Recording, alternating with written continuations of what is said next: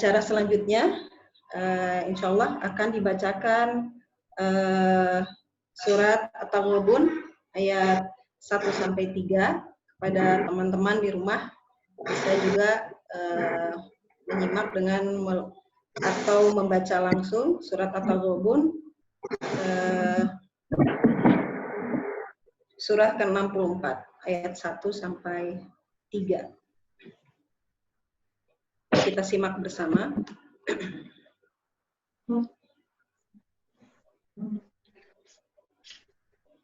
A'udzu billahi minasy syaithanir rajim.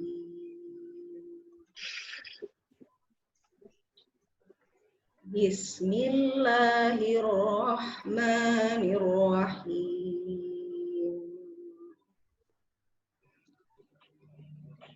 Yusabbihu lillahi ma fis samawati wa ma fil ardh.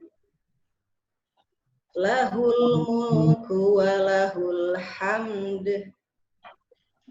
Wa huwa ala kulli syai'in qadir.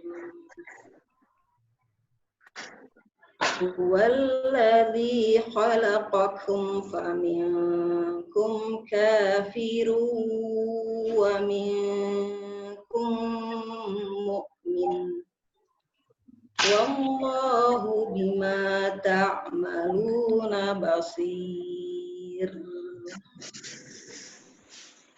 Khalaqas samawati wal arda bil haqq wa sawwarakum fa ahsanu suwarakum wa ilaihil masir. Dengan menyebut nama Allah yang Maha Pengasih, Maha Penyayang. Apa yang ada di langit dan apa yang ada di bumi senantiasa bertasbih kepada Allah. Miliknya semua kerajaan dan baginya pula segala puji. Dan Dia Maha Kuasa atas segala sesuatu. Dialah yang menciptakan kamu. Lalu di antara kamu ada yang kafir dan di antara kamu juga ada yang mukmin. Dan Allah Maha melihat apa yang kamu kerjakan. Dia menciptakan langit dan bumi dengan tujuan yang benar. Dia membentuk rupamu, lalu memperbagus rupamu, dan kepadanya tempat kembali. Maha benar Allah dengan segala firman-Nya. Alhamdulillah, mudah-mudahan apa yang telah dibacakan sama-sama dan juga diperdengarkan menjadi syafaat bagi kita semua di yaumil akhir. Amin. Amin. Baik, Ustadz dan Umu serta teman-teman semua, setelah tilawah, izinkan saya memperkenalkan sedikit mengenai Majelis Taklim Al-Fatah. Majelis Taklim Al-Fatah ini berada di bawah naungan DKM Al-Fatah. Kami sebelum-sebelumnya ini berkegiatan secara offline di Masjid Al-Fatah yang posisinya berada di Komplek Perumahan Serpong Teras, Buaran, Serpong. Ya. Alhamdulillah, sampai kali ini, biiznillah, dengan izin Allah, kami masih diberi kesempatan dan kemampuan untuk menjalankan atau berkontribusi dalam dakwah melalui kajian-kajian online. Dan ini kajian online kami yang ketiga. Insya Allah mohon dukungan dari teman-teman semua, utamanya dari Ustadz Fatih Karim dan Umu Sajat. Doa-doanya kami mohonkan supaya kami bisa terus berkontribusi dalam dakwah. Amin ya Rabbal Alamin. Baik, Ustadz dan Umu, untuk acara selanjutnya, insya Allah pada kesempatan kali ini akan hadir di tengah-tengah kita Mas Mada ya, dari tim Cinta Quran, timnya Ustadz Fatih Karim, untuk promo mengenai info umroh gratis dan Amazing Muharram. Pada Mas Mada kami persilahkan. Baik, terima kasih Bunda. Assalamualaikum warahmatullahi wabarakatuh. Alhamdulillah, Waalaikumsalam. wassalatu wassalamu ala rasulillah wa ala alihi wa sahbihi wa mawalah, la hawla wa la quwata illa billah. Allahumma sholli ala Sayyidina Muhammad wa ala ali Sayyidina Muhammad. Pertama, kami ucapkan terima kasih kepada MT Al-Fatah yang sudah menyediakan waktunya kepada kami untuk memberikan sedikit informasi berkaitan dengan program atau informasi dari Cinta Quran Foundation. Mudah-mudahan informasi ini bermanfaat bagi kita semua. Baik, saya tidak bisa berlama-lama karena Ustaz sudah hadir, langsung saja. Saya mohon untuk izin sebentar untuk menampilkan slide.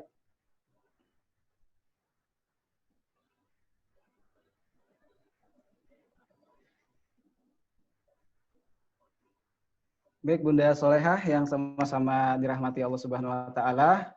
Alhamdulillah, Cinta Quran pada siang hari ini berkesempatan menyapa atau hadir di Jamaah Al-Fatah.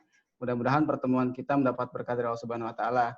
Informasi pertama dari Cinta Quran yang ingin kami sampaikan bahwa Cinta Quran mempunyai program atau promo bagi-bagi umroh gratis nih Bunda, sebanyak 12 orang. Kesempatan umroh gratis bersama Cinta Quran, insya Allah nanti keberangkatannya jika tidak ada halangan bersama guru kita Ustaz Fatih, nanti informasinya silakan didapatkan di Ceki Foundation ID di Instagram. Insya Allah akan diumumkan di akhir tahun ini untuk keberangkatan di tahun 2021.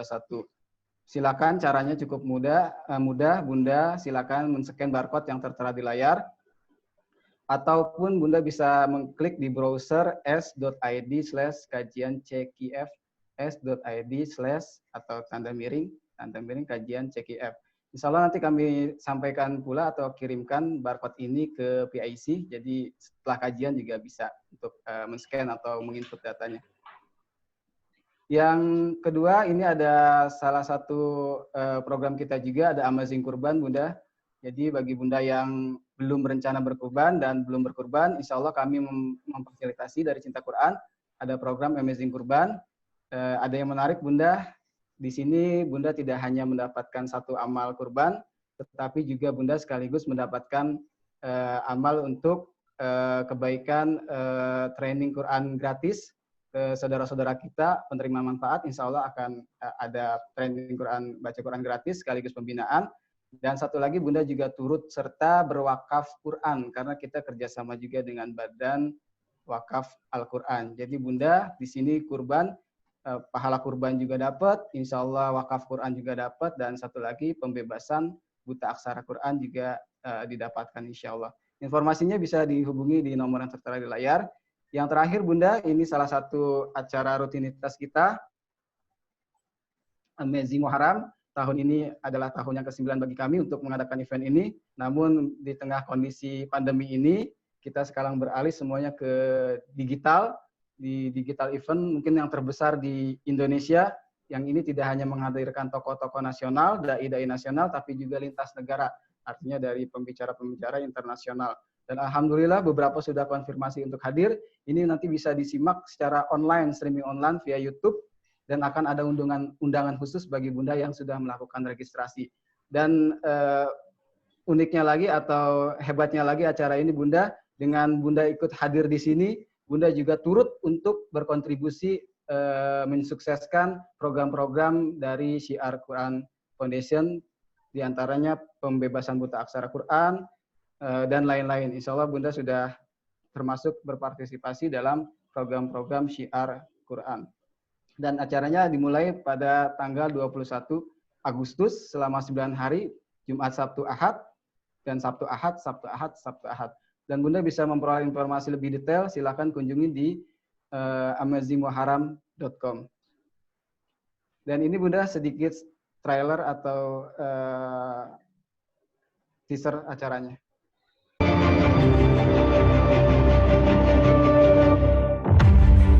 Dan tahun ini kita mengambil tema perubahan. Insya Allah tidak akan dihadiri oleh artis muda.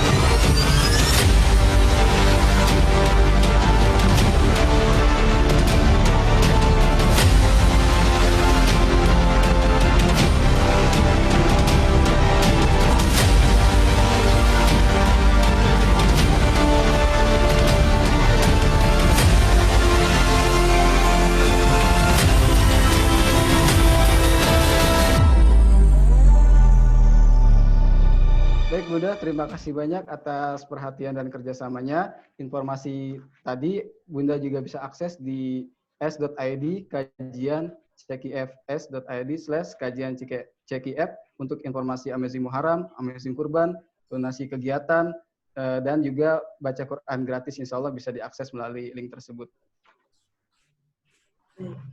Terima kasih Bunda atas perhatiannya dan kami cukupkan. Wassalamualaikum warahmatullahi wabarakatuh. Waalaikumsalam warahmatullahi wabarakatuh. Terima kasih Mas Mada atas pemaparannya. Mudah-mudahan programnya berjalan lancar dan berkah ya. Amin ya rabbal alamin. Baik teman-teman semua, sekarang kita masuk ke acara inti, yaitu materi yang akan disampaikan oleh Ustadz Fatih Karim. Materinya adalah waspada tantrum. Tantrum itu singkatan ya Bunda. Tapi kalau Bunda udah kebayang kalau tantrum itu seperti apa? Kalau lihat anak glosor di jalan gitu ya, guling-guling, nah itu tantrum. Itu tantrumnya anak-anak. Tapi kalau tantrumnya mama, itu gimana kita nggak tahu ya. Itu terinspirasi dari situ Ustadz. Tapi tantrum ini sebetulnya singkatan dari tantangan tetap di rumah. Di masa pandemik ini sebetulnya di rumah aja tuh luar biasa perjuangannya ternyata. Baik, tidak usah berlama-lama lagi, saya serahkan kepada Ustadz Fatih Karim dan Umu, kami persilahkan. Baik, bismillahirrahmanirrahim. Assalamualaikum warahmatullahi wabarakatuh. Waalaikumsalam. Alhamdulillah, alhamdulillah, summa alhamdulillah, wala ilaha illallah, Allahu akbar. Alhamdulillahirabbil alamin, wassalatu wassalamu ala asrafil anbiya'i wal mursalin wa ala alihi wa sahbihi wa sallim. Asyhadu an la ilaha illallah wa asyhadu anna Muhammadan abduhu wa rasuluhu la nabiyya ba'da. Allahumma shalli wa sallim wa barik ala Muhammad wa ala ali Muhammad. Ibu-ibu semuanya, majelis taklim Al-Fatah ya, Masya Allah. Kapan-kapan kalau pandemi sudah selesai, Insya Allah saya bisa hadir offline ya, bisa ke Al-Fatah. Kayaknya belum pernah ya Bu ya, saya ke Al-Fatah ya? Belum. Ya. Belum pernah ya, Insya Allah. Nanti kita agendakan untuk bisa kajian langsung. Ibu yang dirahmati Allah, alhamdulillah kita bersyukur kepada Allah di tengah suasana pandemi dunia, bukan hanya Indonesia, bukan hanya 1.000, 2.000 orang, tapi sudah hampir mencapai jutaan korban ya, di seluruh dunia.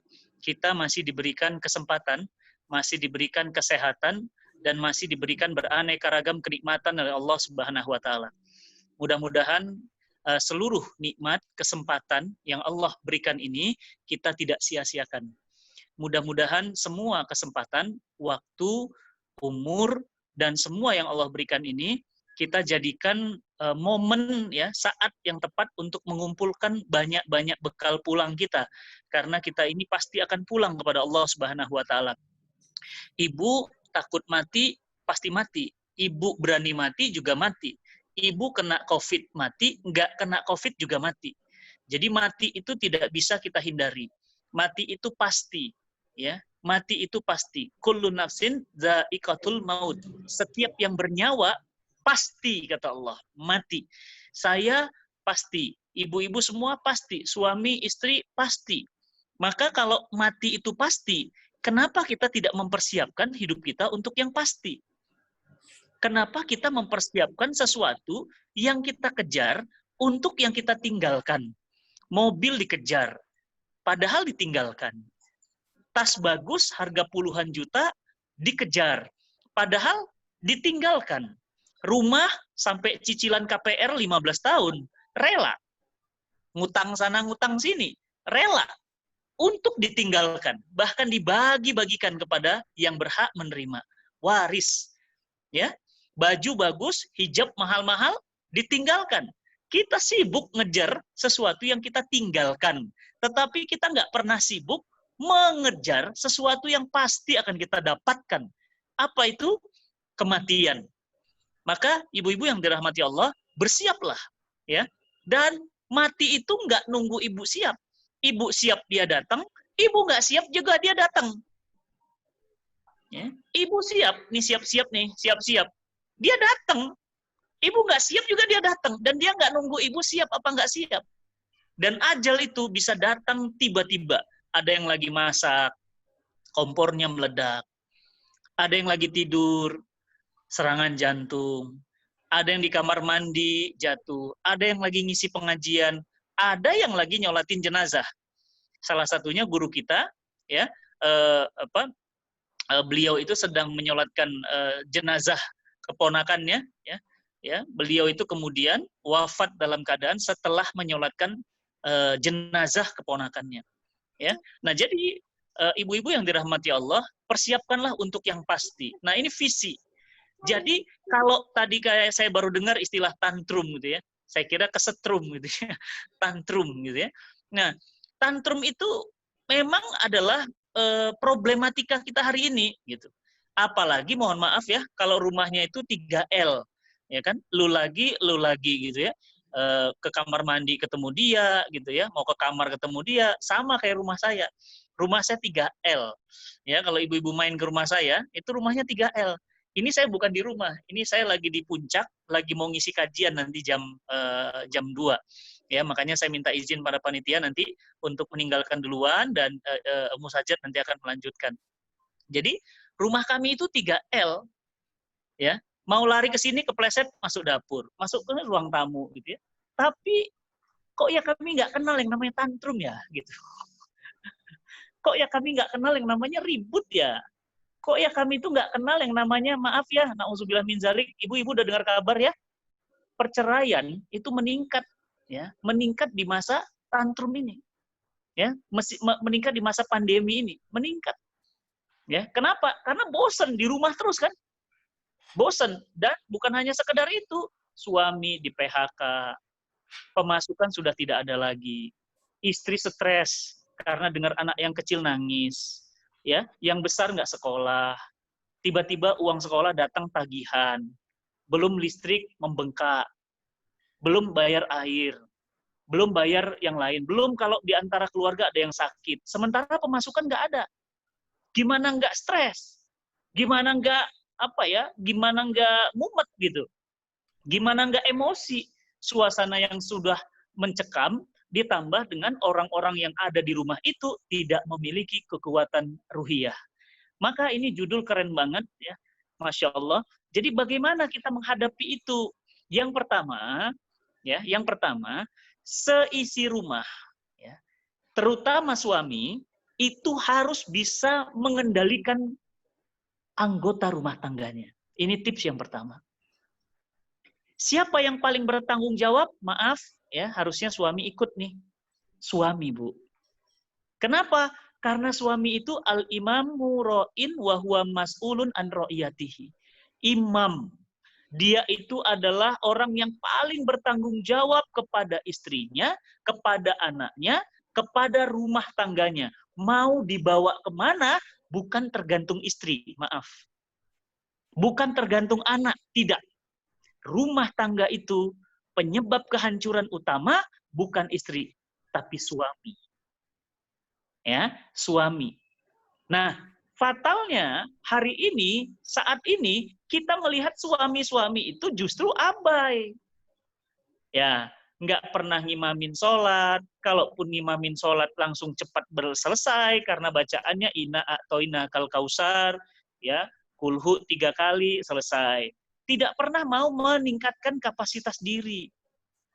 Ya, istrinya cemas, istrinya stres, suami yang menenangkan. Lah kalau istrinya stres, suami malah nambah beban stres. Gitu kan? Wah, makin meledak itu rumah. Gitu. Jadi yang pertama kali harus ditekankan di sini apa? Suami wajib menenangkan anggota rumah. Kenapa? Karena Islam menegaskan, ya, ar-rijal qawwamuna 'alan nisa. Makanya Bu, mohon maaf ya Bu, ya, jadi suami itu berat. Berat. Ya, jangan ibu bilang, oh istri paling berat. Kenapa? Melahirkan, mengandung, melahirkan, membesarkan, menyusui, ngurus rumah. Iya, itu versi ibu. Tapi versi saya, suami itu berat, Bu. Kenapa? Karena Allah Subhanahu wa Ta'ala berfirman, ku anfusakum wa ahlikum naro. Itu ayat untuk siapa? Kepada seluruh anggota rumah tangga, terutama kepada suami. Jagalah dirimu dan anggota keluargamu dari azab api neraka. Siapa yang paling bertanggung jawab? Kan kalau di sekolah, yang paling bertanggung jawab adalah kepala sekolah. Kalau saya di Cinta Quran, tadi Mas Mada itu tim saya. Ya, dan tim saya, Bu, itu tim saya sekarang total ada 120 orang. Cinta Quran itu. Siapa yang paling bertanggung jawab? Fatih Karim. Kalau ada apa-apa dengan tim saya tanggung jawab. Bebannya berat, Bu. Ya, mau dibawa kemana 120 orang itu? Mau dibawa kemana ini anak-anak saya? Mau dibawa kemana istri? Tergantung suami. Makanya apa? Suami itu berat bebannya. Bebannya berat. Makanya, Bu, mohon maaf, laki-laki itu Allah ciptakan logikanya lebih kuat. Makanya laki-laki itu, Bu, Allah ciptakan itu nalarnya lebih kuat. Bukan berarti perempuan gak ada nalar, enggak, dia lebih.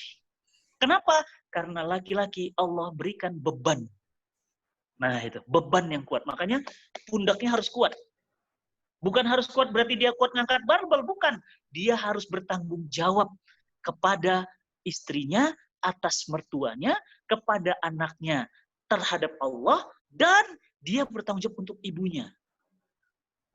Ibu-ibu, ibu itu, ya, Bu Fani, ya, di sini ada Bu Indah, itu nggak tanggung jawab. Maksudnya nggak wajib menafkahi, ya, anak, nggak wajib menafkahi suami, nggak wajib menafkahi ibu. Saya, istri saya, anak saya, ibu saya sekarang sakit, mohon doakan, ya, diberikan kesehatan yang sempurna, itu tanggung jawab saya, Bu. Berarti gimana? Ya, pusingnya dari kanan, dari kiri, dari atas, dari bawah, dari belakang. Makanya yang paling penting, ya, yang mampu mengendalikan rumah tangga siapa? Suami dulu. Makanya saya didik anak saya, Bu, maaf ya, yang laki-laki, itu nggak boleh cengeng. Menghadapi masalah nggak boleh baperan. Nggak boleh dikit-dikit curhat.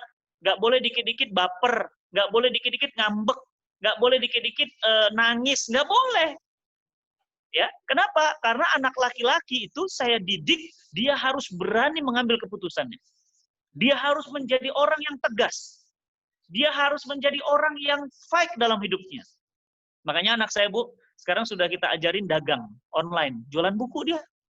SMP kelas 2, jualan buku. Ya, istri saya buat kedai, namanya Kedai Bang Alif. Nanti bisa ngunjungin Instagramnya, ya, Kedai Bang Alif, jualan, Bu. Kenapa? Dia kami latih. Satu saat saya wafat. Ketika saya wafat, siapa yang jaga ibunya? Yang jaga Ummu Sajat siapa?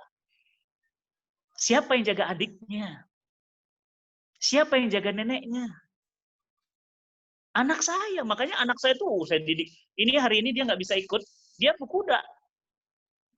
Dan dia minta sama saya, Bi, boleh nggak latihan kudanya tiap hari? Nggak bisa. Nggak boleh, itu overdosis. Jadi saya kasih dia latihan kuda itu seminggu 2 kali sampai 3 kali. Saya biarkan. Kemarin jatuh dari kuda. Wah, itu mungkin ada yang terkilir, langsung diurut. Biarin. Istri saya bilang, aduh Bi, nanti kuda. Biarin aja. Anak cowok. Ya. Kemudian apa lagi? Saya latih dia berenang. Kenapa? Berenang itu, Bu, itu latihan keberanian. Makanya punten ya, bagi ibu-ibu di sini, tolong pesan saya pertama ini, yang paling bertanggung jawab itu apa? Suami. Kenapa? Apalagi ibu punya anak laki-laki, Bu. Mohon maaf ya, Bu. Kalau ibu punya anak laki-laki, jangan sering didominan dengan ibu. Nggak boleh. Harus dekat sama bapaknya. Karena supaya karakter bapaknya nurun ke dia. Karakter leadership-nya itu. Kenapa? Nanti kalau ada masalah kayak gini nih, pandemi gitu, dia siap. Gitu. Jadi siap. Kenapa? Karena dia sudah biasa menghadapi masalah. Ada makanan dia happy, nggak ada makanan dia juga santai. Kenapa? Karena udah diajarin fighter. Nggak manja. Makanya saya sering tuh, tadi malam sambil makan saya ngobrol sama anak saya bilang, Abang, jangan dikit-dikit Umi, nak. Dikit-dikit ketok kamar Umi. Mau nanya ini aja dikit, Umi. Bagus. Abi seneng. Abang deket sama Umi. Bagus. Itu anak soleh. Tapi nggak boleh. Nggak boleh terlalu dikit-dikit Umi. Nanti kalau Abi nggak ada, siapa yang menyelesaikan masalah rumah ini? Kalau bukan Abang, bayangin Bu, anak SMP kelas 2 udah saya bebanin begitu. Supaya apa? Supaya dia ketika ada masalah pandemi kayak musibah kayak apa kayak dia kuat. Dia kuat. Walaupun musibah terbesar dalam hidupnya apa? Wafatnya ayahnya, dia kuat. Nah, itu. Poin yang pertama, boleh diingat, boleh dicatat, dan ini direkam. Yang pertama adalah menghadapi ya pandemi seperti ini, bagaimana menjaga kekuatan ruhiyah di rumah. Yang pertama, suami harus membawa visi, membawa arah rumah tangga ini mau kemana. Semakin jelas visi rumah tangga mau kemana, rumah tangga ini rumah tangga apa, ya, maka insya Allah seisi rumahnya akan tenang. Seisi rumahnya akan tenang. Ibaratnya Bu, Ibu coba naik pesawat, ya, Ibu naik pesawat, terus pilotnya bilang gini, ibu-ibu semuanya, ya, kita akan terbang di ketinggian 3.900 di atas permukaan laut. Dan kita terbang dengan kecepatan 870 km per jam di darat. Bu, bayangin cepatnya. Dan ibu-ibu semuanya, tetapi kabar buruknya kita nggak tahu akan terbang kemana. Kira-kira ibu mau naik? Kira-kira ibu mau cabut seat belt? Atau ibu baik kan turun aja? Gimana kira-kira? Kalau saya Bu, lebih baik turun, Bu. Iya, iya. Walaupun pilotnya pilot profesional, walaupun pesawatnya Garuda, walaupun dia bilang kecepatannya cepat, walaupun dia bilang ketinggiannya jelas, walaupun dia bilang udah pakai seatbelt segala macam, tapi ujungnya apa dia bilang? Tapi kita nggak tahu, Ibu, kita akan terbang kemana. Kan serem. Coba Ibu bayangin, mau terbang kemana? Serem. Jadi saya bilang sama anak, sama istri, apa saya bilang? Rumah tangga kita mau ke surga. Dan siapa saja yang berlawanan arah, berarti sudah berlawanan dengan tujuan rumah tangga kita. Karena rumah tangga kita ingin ke surga, maka segala sesuatu perjalanan menuju surga, seluruh isi penumpang harus support. Nah, poin yang kedua adalah kerjasama. Kerjasama apa? Bagi-bagi tugas. Ya, bagi-bagi tugas. Sungguh-sungguh cari nafkah. Ini kemarin ada saudara sepupu saya, istrinya nuntut cerai. Pandemi, tuh kan benar saya bilang kan, pandemi. Kenapa? Udahlah hari biasa juga suaminya nggak bekerja, ditambah pandemi, nggak ada pemasukan, istrinya kerja 17P. Pergi pagi, pulang petang, pendapatan pas-pasan, pantat peot, punggung pegel, pala pusing, pingsan-pingsan. Potong pajak lagi, Masya Allah. Bayangin, Bu. Istri bekerja. Setiap hari. Pergi pagi, pulang petang, panting dia. Suaminya enggak. Suami malah ngurusin anak. Kan kebalik. Akhirnya apa? Setelah sekian tahun, Bu, maaf ya, 10 tahun menunggu, akhirnya istrinya memutuskan untuk apa? Minta gugat cerai. Karena ditambah lagi dengan pandemi, makin berat lagi. Akhirnya apa? Saya nasihati suaminya. Apa saya bilang? Jangan egois. Kita harus bagi tugas. Antum tugasnya cari nafkah. Jangan dibalik. Sekarang lagi ngetren, Bu. Awas, hati-hati. Istrinya cari nafkah, suaminya tidur-tiduran di rumah. Nggak boleh. Haram. Nggak boleh. Harus bagi peran. Istri saya, Bu, itu bisa bekerja. Ya, akademiknya bagus. Gampang, Bu, buat saya mah. Jadiin dosen aja bisa. Cuma saya nggak mau. Ya, kenapa? Karena urusan nafkah bukan urusan dia. Urusan saya. Kepala jadi kaki, Bu. Kaki jadi kepala. Walaupun saya, Bu, maaf saya cerita sedikit, saya pernah jadi tukang sate 5 tahun. Ya, saya pernah jualan kerupuk 2 tahun. Saya pernah jualan buku di Masjid Alumni IPB, Botani Square. Kalau Ibu pernah main ke Bogor, ada Masjid Alumni IPB. Nah, saya jual buku di situ, pinggir jalan. Saya pernah ya jualan nutrisari, minuman kemasan. Pernah. Saya nggak rela istri saya kerja. Kenapa? Itu peran saya. Nah, gitu.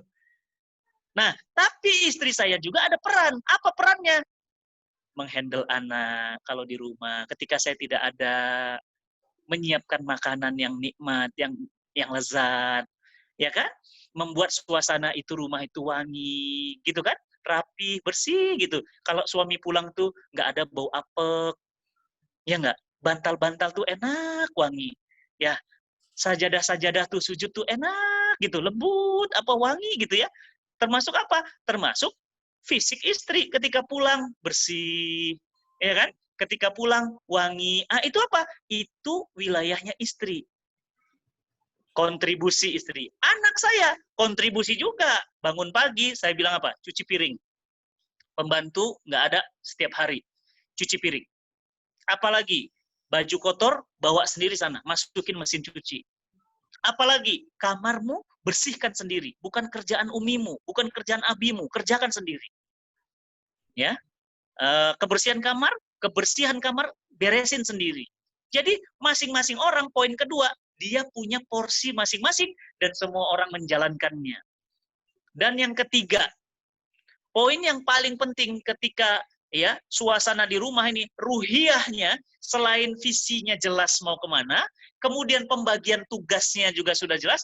Yang ketiga, bangun suasana ruhiyah di rumah. Nah ini yang ketiga. Apa itu membangun suasana ruhiyah di rumah? Yang pertama, suami harus rajin ke masjid membawa putra dan putrinya, membiasakan.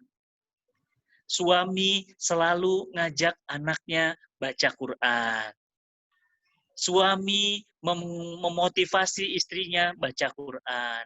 Senin Kemis puasa. Ada saum Syawal, saum. Oh, lagi nggak bisa saum, diminta untuk sedekah lebih banyak. Ya, apalagi sholat malam. Nah, apa kata Nabi? Semoga Allah merahmati. Coba bayangin, ini yang doain Nabi loh, Bu. Semoga Allah merahmati suami yang bangun malam hari lalu membangunkan istrinya. Dan jika istrinya tidak bangun, maka dia memercikkan air ke wajahnya. Dan semoga Allah merahmati. Hadis ini bolak-balik. Setiap istri bangun malam, kemudian membangunkan suaminya untuk kemudian sholat malam, dan jika tidak bangun, maka ia memercikkan dengan air di wajah suaminya.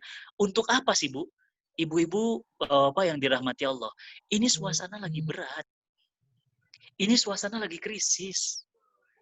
Ini suasana lagi suasana down. Orang lagi suasana begini, ini saatnya kita makin dekat sama Allah. Jangan sampai udah suasana kayak gini, rumah tangga bawaannya marah, rumah tangga bawaannya baper, rumah tangga bawaannya makian, cacian. Ini rumah tangga setan, bukan rumah tangga ruhiyah. Rumah tangga ruhiyah itu senantiasa dihidupkan baca Quran, ya, senantiasa dihidupkan suasana atmosfer robbaniyah. Abi, besok Senin kita puasa yuk. Umi masak kepala ikan. Waduh, kesukaan Abi. Sahurnya pakai kepala ikan. Ah, itu. Ayo, saum yuk, ayo. Abang saum ya, Nak? Iya, saum. Saum. Ya kan? Kemudian apa lagi? Saum kan? Nah, begitu saum, jam 3, sholat malam. Bisa berjamaah, bisa masing-masing. Apalagi suasana ruhiyah, saling mengingatkan. Bang, kok belum baca Quran, Bang? Udah lama loh Abi nggak dengar Abang baca Quran. Umi, kok nggak baca Quran? Umi ngingetin juga, Bi, Abi udah lama loh nggak baca Quran. Berapa lama Abi tuh? Ya Allah, bacalah Bi sebentar aja. Bukan pamer sih, cuma kok kayaknya Abi jarang baca Quran di rumah. Nah, itu namanya apa? Saling mengingatkan. Ini namanya yang poin ketiga apa? Menumbuh suburkan suasana ruhiyah. Sehingga kalau suasana ruhiyah tumbuh, sehingga apa? Sudah visi jelas, pembagian tugas juga jelas, maka kita akan mampu menghadapi apapun tantangan-tantangan di rumah. COVID, Bu, nggak masalah. Nggak masalah, happy aja. Happy aja. Ya, saya udah biasa, Bu, makan nasi pakai kerupuk, pakai kecap, udah biasa. Jadi kalau itu terjadi, kami biasa. Ya, biasa. Kenapa? Karena kami dulu begitu kok. Ya, malah rumah tangga kami di awal-awal ibu-ibu semuanya minus. Minus. Saya ngutang, Bu. Ya, saya ngutang kemana-mana. Yang paling tahu banyak kondisi rumah tangga saya itu Ustadz Felix Xiao. Itu tahu banget. Jadi kalau Ustadz Felix Xiao main ke rumah saya, dia bingung itu. Banyak kerupuk, banyak nutrisari. Kenapa? Karena saya dagang, Bu. Jadi kami sudah biasa hidup susah gitu. Jadi kalaupun nanti satu saat ini kayak gini, Bu, mohon maaf ya, kondisi ekonomi lagi berat. Bisnis umroh, saya punya bisnis umroh, down. Down, Bu. nggak ada keberangkatan. Bisnis haji nggak ada, nol.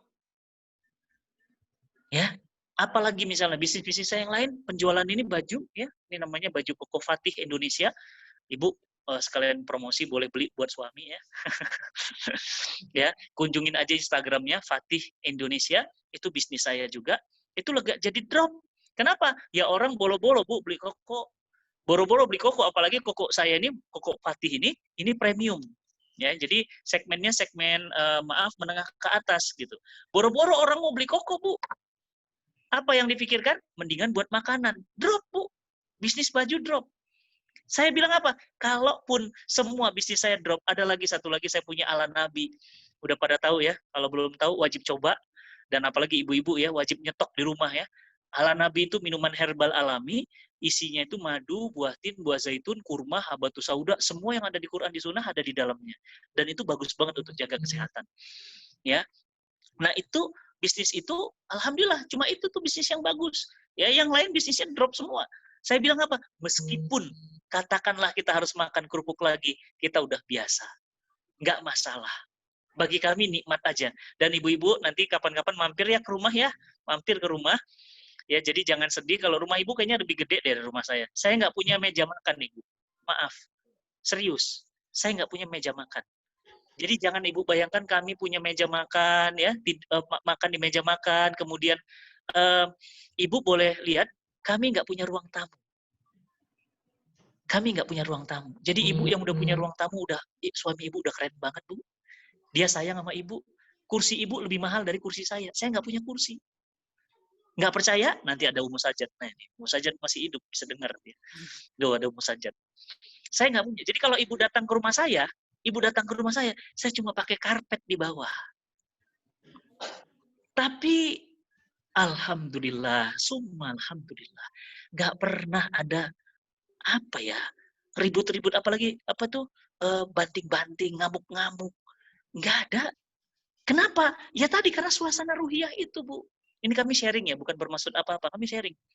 Ibu, kalau mau nanti pas datang, pas lagi saya ngadep rumah, saya juga tidak punya ranjang. Maaf, saya cerita sampai ranjang nih. Ya, maaf ya, saya cerita sampai ranjang. Saya tidak punya ranjang. Jadi kasur kami itu cuma kasur, udah langsung di lantai. Ya, kami tidak punya ranjang. Dan kamar kami, ya, bukan 3L, 10L. Lu lagi. Sempit. Ibu nanti maaf, saya izinkan. Nggak apa-apa, supaya ibu tahu betapa bersyukurnya ibu. Itu kan ruang tamu ibu tuh, ada Ibu Indah tuh, ada ruang tamunya, ada kursinya tuh, enak tuh. Saya bisa lihat dari sini nih. Siapa lagi di sini? Oh tuh, Ibu Niken tuh, ada ruang tamunya tuh ya. Siapa lagi di sini ya? Nah, itu siapa? Ibu Anita, Masya Allah. Ibu Rika, tuh aduh, ruang tamunya. Enak ya. Ibu, mainlah ke rumah saya ya. Kamar mandi kami, itu kalau Umu Sajat masuk sama saya, nggak bisa keluar. Serius. Saya bukan mau apa. Tapi Ustadz banyak bisnisnya kok. Memang kami memilih begitu. Dan kami berharap pada Allah, kami bermohon pada Allah, mudah-mudahan dengan kesederhanaan yang kami rasakan saat ini, kami menjadi bersyukur. Satu saat nanti Allah berikan kami rumah yang besar, itu menjadi syukur. Jadi apa kata Nabi? Orang yang tidak pernah bersyukur yang sedikit, tidak akan pernah bersyukur yang banyak. Ya. Dan coba deh, Ibu tanya sama Umu Sajat, Ibu tanya sama saya, emang ini kalau ngundang kajian saya pernah minta tarif nggak? Enggak. Enggak pernah. Dan Ibu nggak usah mikirin tarif, nggak usah. Saya cuma minta izin, tim Cinta Quran bisa presentasi aja, udah. Saya nggak pernah minta. Apalagi offline, boleh tanya sama ibu-ibu MT yang pernah ngundang Fatih Karim sama Umu Sajat. Saya jamin, nggak pernah minta tarif. Kenapa? Ya karena memang inilah persembahan dakwah kami, inilah kebahagiaan kami. Jadi kami tuh senang kalau diundang ngobrol begini, senang aja. Ini kami ke puncak nih, lagi di puncak nih ngisi nih, hari ini ada kajian mu'alaf ya. Disiapin kamar, katanya kamar pengantin. Saya bilang, enggak, kita nggak butuh. Kita cuma butuh transit sebentar, karena habis ngisi kita pulang lagi. Makasih. Ibu-ibu yang dirahmati Allah, banyak-banyaklah bersyukur. Dan poin yang keempat adalah perbanyaklah syukur. Karena orang yang banyak bersyukur, hatinya lapang. Hatinya lapang. Ya Bu, jangan kalau bahasa Jawa itu apa ya? Kalau melihat orang lebih indah tuh pingin jadi kayak orang tuh apa istilahnya? Aduh. Sawang sinawang, Ustadz. Oh, sawang sinawang, gitu kan? Enak ya, jadi Ustadz Fatih Karim, gitu kan? Wah, suami pingin jadi Ustadz Fatih Karim. Kata Fatih Karim apa, Bu? Enak ya jadi suami ibu. Saya pingin kayak suami ibu. Ya, Bu. Kenapa begitu? Ya kalau nggak ada syukurnya. Ya kan? Ummu Sajat bilang apa? Enak ya jadi ibu-ibu ya. Saya jadi istri Ustadz itu ampun. Karena nggak ada syukurnya. Orang nggak ada syukurnya, hidupnya capek. Ya, ibu-ibu yang dirahmati Allah, kami syukur aja. Ibu, saya makan tuh di dapur, di lantai, dekat sama tong sampah. Duduk di bawah, makan. Nikmat.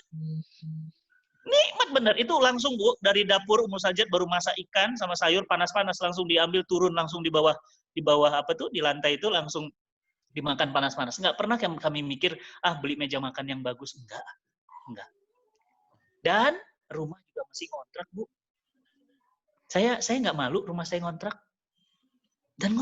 Dan 15 tahun. Nih, rumah tangga kita berapa tahun? 17 atau 15? Abi 17 sama siapa?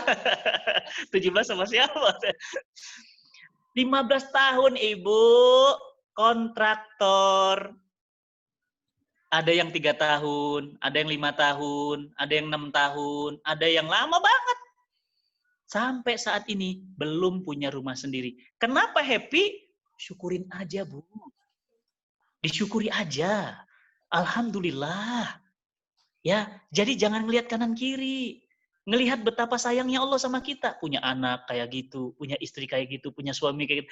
Bersyukur. Gak pernah kemudian merasa, wah dia punya enaknya jadi dia. Enggak, udah syukurin aja. Dan yang kelima, bagaimana menjaga suasana ruhiyah di rumah, yang terakhir adalah senantiasa berdoa dan menjadikan doa sebagai senjata. Ya, jangan remehkan doa, karena doa itu adalah senjata orang-orang mukmin. Ini yang ingin saya sampaikan kepada ibu-ibu semuanya. Yang pertama, jadikan visi akhirat sebagai visi rumah tangga. Visi akhirat, bukan visi dunia. Jadi orang sibuk membangun rumah di akhirat, bukan rumah di dunia. Ingat, Bu. Nggak peduli, mau rumah ngontrak kek, mau sewa kek, nggak peduli. Yang penting punya rumah di surga. Ibu punya rumah mewah di BSD. Katakanlah misalnya di mana? The Breeze. Atau katakan di mana, Ibu? Mau di mana? Yang paling mewah di situ, di BSD City. Nggak ada gunanya kalau Ibu nggak punya rumah di surga. Nggak ada gunanya. Mendingan apa? Mendingan punya rumah di Bintaro, Pondok Indah, dan punya rumah di surga. Betul nggak? Ya. Yang kedua, bagi-bagi tugas. Ya, jangan mendominasi. Bagi-bagi tugas, bagi-bagi peran.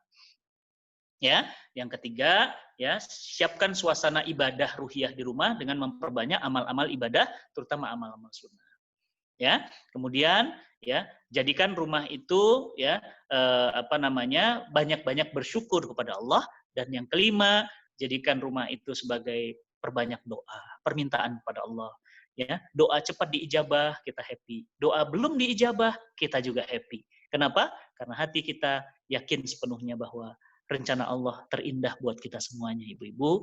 Terima kasih, dan dilanjutkan Ummu Sajat karena saya akan masuk ke sesi saya materi, insyaallah. Assalamualaikum warahmatullahi wabarakatuh. Waalaikumsalam warahmatullahi wabarakatuh. Terima kasih, Ustaz. Mohon di-connect, nanti Ummu Sajat pakai handphonenya karena nanti saya akan pamit, insyaallah. Oh, ya. Baik, Ustaz. Terima kasih ibu-ibu semuanya, tolong ikut aja tuh yang Amazing Muharram. Wajib ikut, ajak suami, ajak keluarga semuanya, dan jangan lupa itu ada hadiah 12 umroh gratis, itu beneran 12, Bu. Bukan 1, bukan 2, 12 hadiah umroh. Ya, siapa tahu di sini pemenangnya ibu-ibu yang ada di sini ya. Masya Allah, kita nggak tahu ya, Bu, namanya rezeki. Ya, namanya rezeki kita nggak ngerti ya. Allah udah ngatur, mudah-mudahan ini pertemuan yang penuh keberkahan. Saya mohon izin pamit. Assalamualaikum warahmatullahi wabarakatuh. Waalaikumsalam warahmatullahi wabarakatuh. Baik, alhamdulillah pemaparan dari Ustadz Fatih Karim sungguh sangat memberikan pencerahan. Seperti tadi pesan Ustadz Fatih Karim, insya Allah nanti kita akan terkoneksi dengan Ibu Sajat untuk materi selanjutnya. Mohon bersabar sebentar ya teman-teman.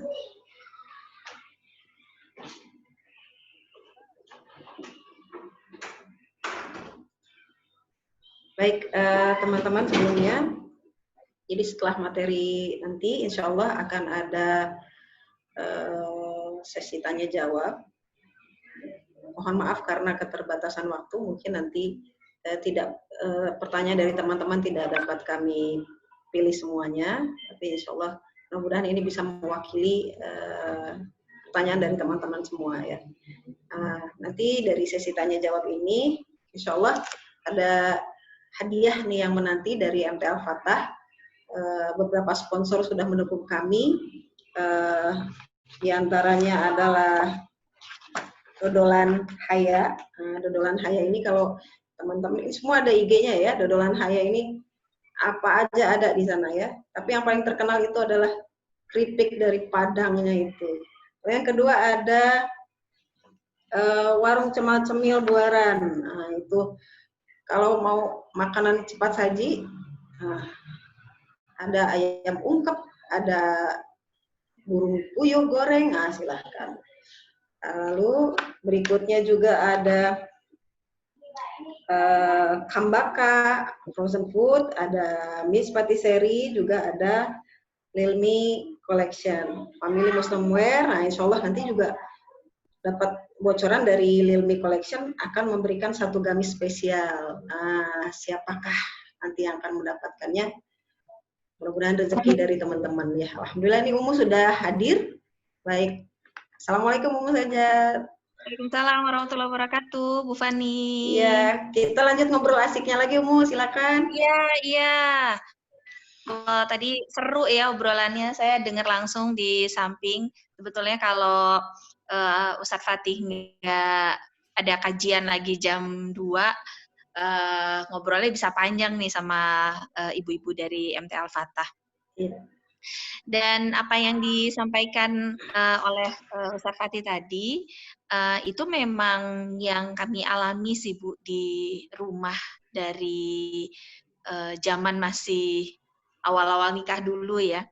Jadi dalam kondisi apapun, mau kita lagi seneng, mau kita lagi susah ya, kalau yang menjadi visi kita sama-sama adalah visi akhirat, sebetulnya insya Allah masalah apapun dia akan beres gitu.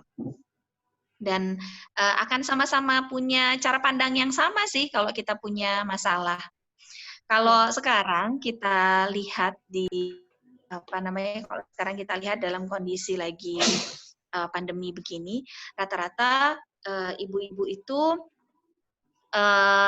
agak kesulitan untuk ngurus anak-anak di rumah karena harus nemenin mereka sekolah, terus juga memastikan anak-anak gak boring di rumah, terus juga bikin kegiatan yang manfaat buat anak-anak. Kemudian di sisi yang lain juga suami-suami kita lagi pada di rumah juga, yang kalau orang bilang kerja dari rumah itu malah udah nggak punya jam kerja, dari pagi sampai pagi lagi bisa di depan laptop terus, ya siapa yang suaminya kayak gitu? Nah ini jadi tantangan sebetulnya buat kita, tapi juga sekaligus jadi peluang amal soleh kalau saya lihat, karena dulu giliran lagi nggak corona, anak-anak sibuk dengan dunianya, suami juga sibuk dengan kerja, kita juga punya aktivitas sendiri, rindu banget masa-masa di mana bisa kumpul bareng-bareng sama keluarga. Ya, mau itu di akhir minggu, mau itu sampai harus ngeluangin waktu khusus untuk bisa keluar bareng-bareng, liburan sama-sama keluarga. Sampai gimana caranya nyari waktu supaya bisa kumpul bareng-bareng. Nah, giliran sekarang udah dikasih waktu sama Allah buat kumpul, bukan sehari 2 hari, tapi udah hampir 4 bulan lebih ya sekarang ya. Udah 4 bulan lebih, kita sekarang malah teriak, aduh kapan sih bisa main keluar, aduh kapan sih gitu. Jadi serba salah ya, mau di rumah aja salah, mau di luar aja juga salah. Padahal mau kita ada di luar, mau kita ada di rumah, mau suami ada di luar atau di rumah, mau anak-anak juga punya aktivitas atau mereka di rumah, sebetulnya semuanya sama aja kalau kita bisa melihat dari kacamata yang bersih. Apa itu? Dari kacamata iman, dari kacamata ketaatan, bahwa sekalipun kita dengan anggota keluarga jarang ketemu, bukan berarti kemudian ikatannya nggak bisa dikuatkan gitu ya. Kalaupun misalnya kita ada di dalam rumah juga, bukan berarti berantem terus bawaannya. Karena beberapa kali saya ngisi sharing tentang corona itu gak sedikit ibu-ibu yang nanya, gimana ya caranya nahan emosi supaya sama suami bawaannya nggak berantem. Waduh Bu, bahaya itu kalau kayak gitu ceritanya. Giliran suami nggak di rumah, ibu cariin. Giliran suami nggak di rumah, ibu teleponin. Tiap 5 menit tanya, ada di mana Pak? Lagi makan siang. Coba video call, tunjukin semuanya. Mana teman-teman papa semuanya? Benar, nggak ada yang ahwat di situ. Benar Pak? Sini, apa nggak bohong kan? Wah gitu. Giliran suami ada di rumah malah disuruh keluar. Udah, kapan sih kerjanya? FH terus. Jadi serba salah kan. Padahal kalau kita lihat mau di luar ataupun di dalam rumah, sama aja sih sebetulnya Bu. Sama-sama dua-duanya bisa menjadi sarana ketaatan, tapi juga bisa menjadi sarana kemaksiatan kalau kita nggak melihat dari kacamata iman gitu. Saya ingat tuh beberapa hari yang lalu waktu saya ngisi sharing di podcastnya Amazing Muslimah. Nah, jadi ibu-ibu yang mau ikut kajian yang isinya semua hal tentang muslimah, nanti boleh subscribe YouTube-nya Amazing Muslimah. Nah, di situ tuh ada kajian live setiap hari jam 9 sampai jam 10, cuma 1 jam aja.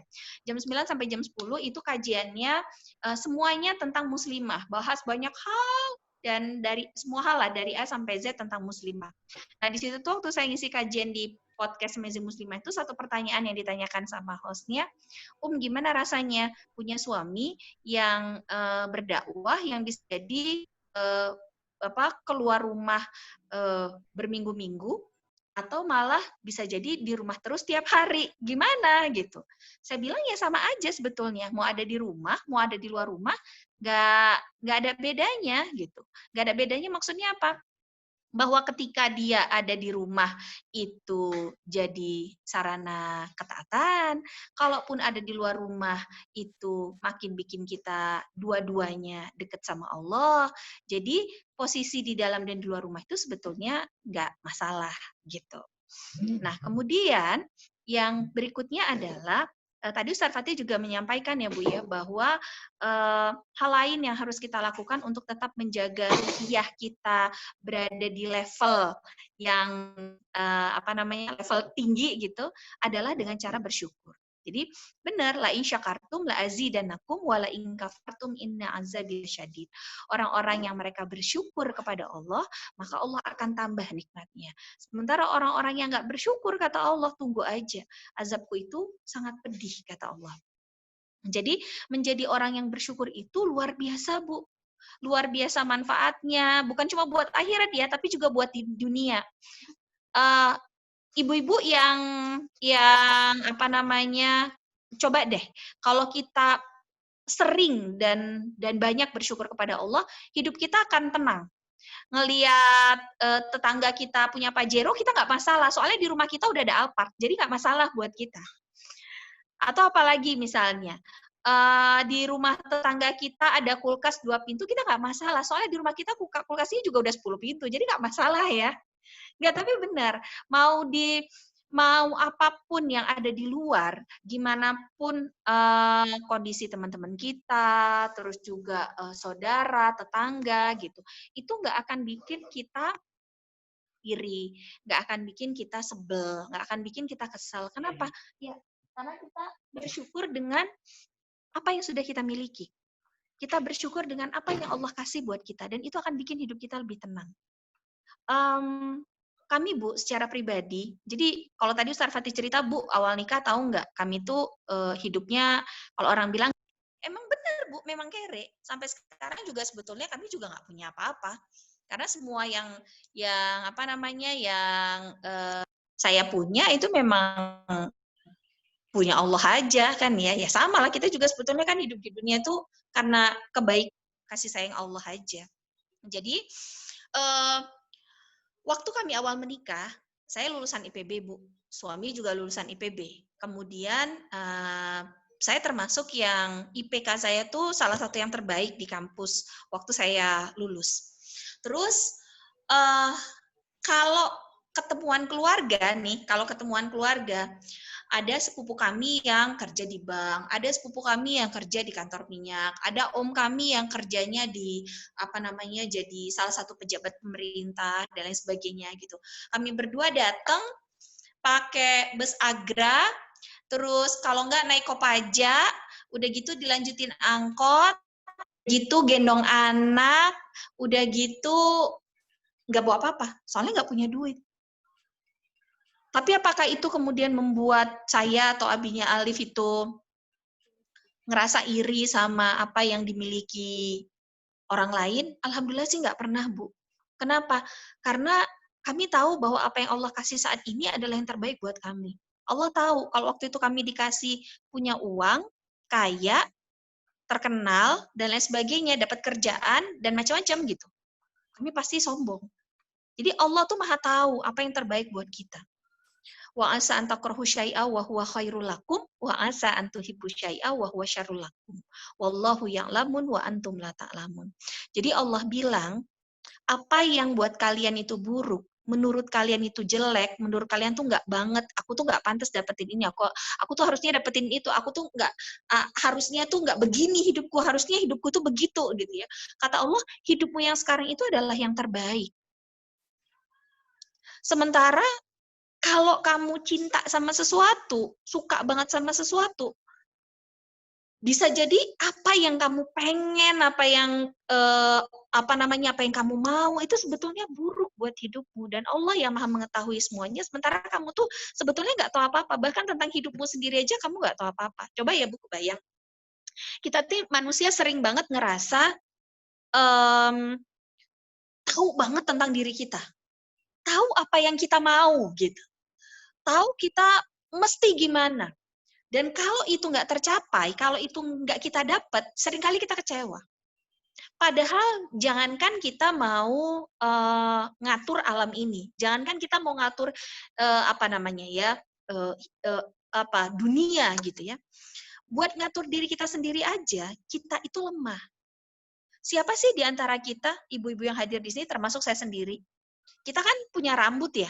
Mau di kepala, mau di ketiak, mau di bagian yang lain ya. Kita kan punya ya rambut. Ada nggak di antara kita yang bisa ngontrol pertumbuhan rambut sendiri? Nggak ada ya? Nggak ada. Siapa yang bisa di dunia ini yang bisa mengontrol rambutnya sendiri? Bahkan nih, Kanye West yang lagi mencalonkan dirinya jadi calon presiden Amerika Serikat, kebayang Bu, presiden Amerika Serikat, kalau presiden Amerika Serikatnya Kanye West akan jadi apa, Presiden Ameriknya Donald Trump aja udah jadi kayak gini Bu, apalagi Kanye West. Itu berarti tanda-tanda keruntuhan Amerika itu udah deket Bu, dan mudah-mudahan itu juga menjadi tanda segera bangkitnya kejayaan Islam lagi. Amin ya Allah. Nah jadi kita tuh nggak ada Bu, di antara kita yang bisa ngontrol pertumbuhan rambut sendiri. Segitunya ada di badan kita. Terus apa lagi? Ada nggak Bu di antara kita yang bisa mengontrol pertumbuhan kuku kita sendiri? Mau kuku kaki, mau kuku tangan? Nggak ada ya? Nggak bisa. Itu menunjukkan bahwa kita sebetulnya manusia yang lemah. Segitunya, kita tuh cuma mau ngontrol apa yang ada di badan kita. Itu aja nggak bisa. Apalagi kita mengontrol sesuatu yang berada di luar diri kita. Terus apa lagi? Kita mau ngontrol Allah gitu. Kita mau bilang, ya Allah, aku tuh nggak pengen kayak gini, aku tuh pengennya kayak gitu. Ya Allah, aku nggak mau yang ini, aku tuh maunya kayak gitu. Padahal kata Allah, itu khair buatmu.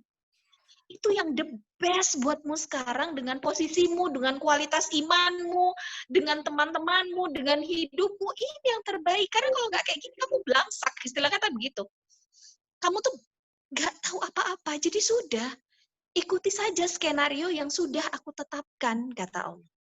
Maka ketika kemudian kita dengan semua yang Allah amanahkan kepada kita, amanah suami, amanah anak-anak, amanah kerjaan, amanah komunitas, amanah MT Al-Falah, amanah arisan kalau yang kebetulan pegang arisan, amanah di RT RW yang kebetulan jadi bendahara dan lain sebagainya, itu semua adalah yang terbaik yang Allah berikan buat kita. Dan jangan pernah melihat kehidupan orang lain, karena benar Bu, itu capek banget. Nggak usah dan nggak perlu melihat kehidupan orang lain. Kayaknya enak ya jadi si Anu, kayaknya enak ya jadi si Anu. Aduh, ngelihat tadi ya, Ibu lihat, enak ya kayaknya jadi Ustaz Fatih dan Ummu Sajat. Seandainya saya ceritakan sama Ibu bagaimana kehidupannya seorang istri Ustadz, kayaknya Ibu akan gini, yuk dadah bye-bye gitu. Kayaknya saya nggak jadi deh saya mundur teratur aja deh gitu. Kenapa? Karena memang nggak mudah Bu gitu. Orang kan memang hanya melihat yang ada di permukaan, kemudian yang ada di sosmed, sekali-sekali kami tampil berdua. Tapi apa yang ada di belakang dengan segala macam pernak-perniknya itu kan nggak mudah, Bu. Gitu.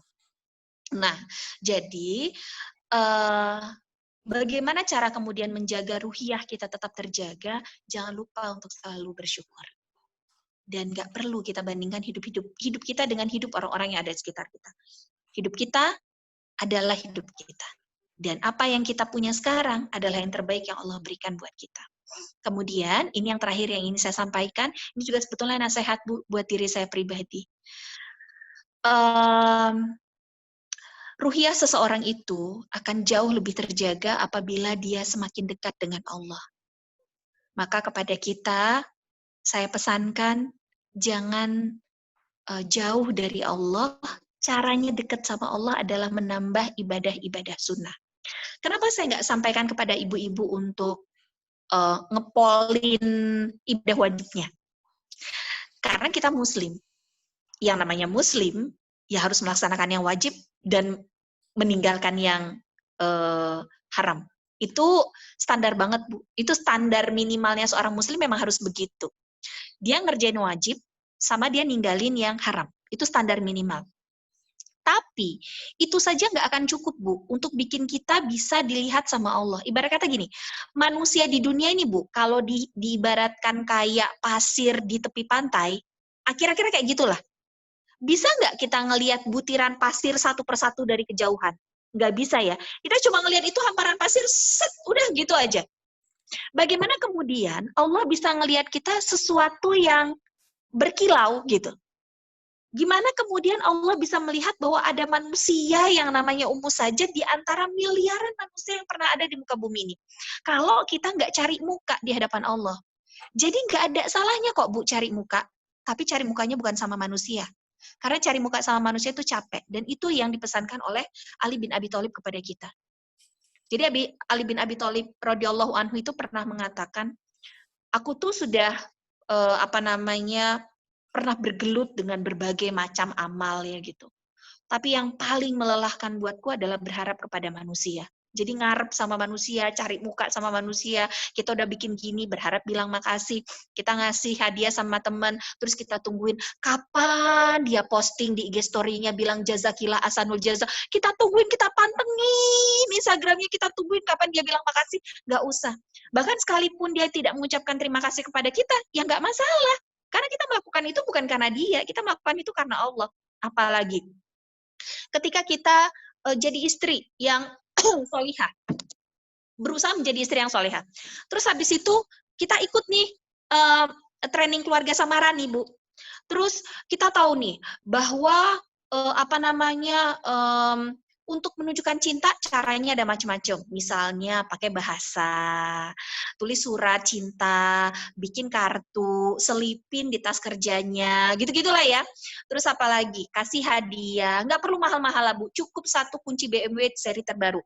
Udah selesai semuanya, gitu ya. Kita juga berharap begitu. Kita lakukan itu kepada suami, Bu. Kita lakukan itu. Kita tulis surat, terus apa lagi? Kita kirimin kartu ucapan, kita kasih dia hadiah, terus apa lagi? Sentuhan-sentuhan kecil, misalnya pelukan kepada anak juga begitu, dan lain sebagainya. Itu kan bahasa-bahasa cinta yang bisa diungkapkan. Tapi ternyata kita nggak dapat timbal balik seperti yang sudah kita lakukan. Suami kita tipenya yang cool banget, Bu. Tahu kan suami tipe cool itu kayak gimana? Yang kita ngomongnya udah 10 kata, dia cuma gitu. Kita udah, siapa Bu sini yang ngalamin udah WhatsApp panjang sama suaminya, terus jawabannya cuma gini, sip. Kalau enggak, emoticon. Ya. Kesel nggak, Bu? Ya. Tapi kalau kayak gitu, apa yang kita lakukan? Ayah gimana sih? Udah tuh udah panjang-panjang. WA ayah juga oh, Kak. 2 huruf doang. Oke, gitu doang. Aduh ya, siapa yang namanya begitu? Rata-rata bapak-bapak begitu. Ada bapak-bapak nggak di sini ya, di kajian ini? Tapi itulah uniknya laki-laki versus perempuan.